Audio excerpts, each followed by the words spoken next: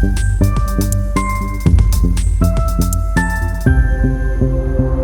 اللہ الرحمن الرحیم۔ محمد حسان کا سلام پہنچے۔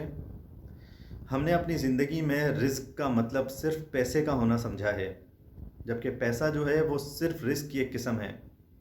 رزق کی ڈیفینیشن ہے کہ اللہ کی دی ہوئی ہر وہ چیز جو آپ کی زندگی میں سکون کا باعث ہے، وہ رزق ہے۔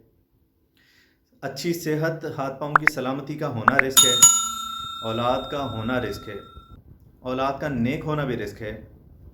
علم کا ہونا رزق ہے۔ ایمان کا ہونا رزق ہے۔ آپ کی زندگی میں اچھے لوگوں کا جڑ جانا اللہ کا بہت بڑا کرم ہے، اور یہ بھی رزق ہے۔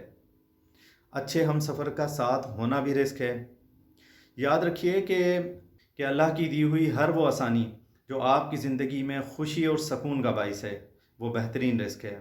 میری دعا ہے اللہ کریم اپنی رحمت کے خزانوں سے آپ کو دنیا اور آخرت کے بہترین رزق عطا فرمائے۔